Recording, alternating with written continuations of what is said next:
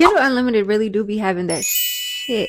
Okay. So here are some books that I think deserve more hype that are all on Kindle Unlimited. So let's get into it. First up, we have Vow to Hate You by Kay Riley. And oh my goodness, if you love a good my wife moment, then let me introduce you to Damien because he will my wife you to death. Okay. This follows our female main character who basically ran away from her husband under the guise of her going to college. She was in kind of like this arranged marriage and she agreed to marry him because he basically promised her the freedom to be who she wants to be. Okay. Given that her dad and his dad don't believe that women should do that. What ends up happening is eventually she's brought back to town for her sister's birthday. They go to a club. She gets pulled on stage and like they're dancing, they're vibing, they're having a really good, nice time. Say the guy behind her dancing with her is her husband. Ugh, I ate this up. Then we have A Hunger Soft and Wild by Moira Darling, and this ultimately follows a vampire who is on the run from her mother, given that like her mother is the leader of a vampire clan, but she doesn't want to live this life.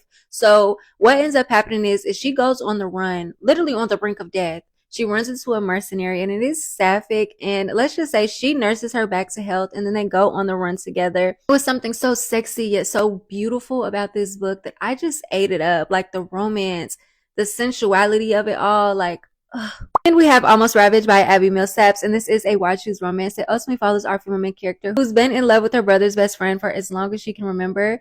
But something traumatic happens, so they kind of like go their separate ways for a little while, and then they all basically end up at this college together while she finishes graduate school. And while she's there, she still has feelings for this best friend. However, he's a little bit morally gray.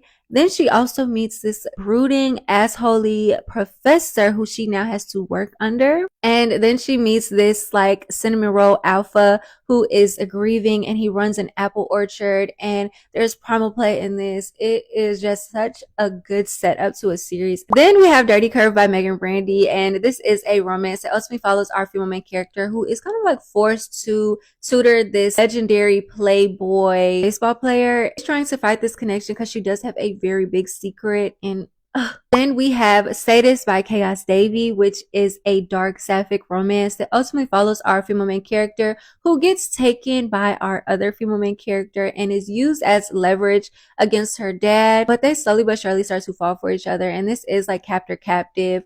And I don't know, the spice, the romance, the plot, the danger of it all, like, oh,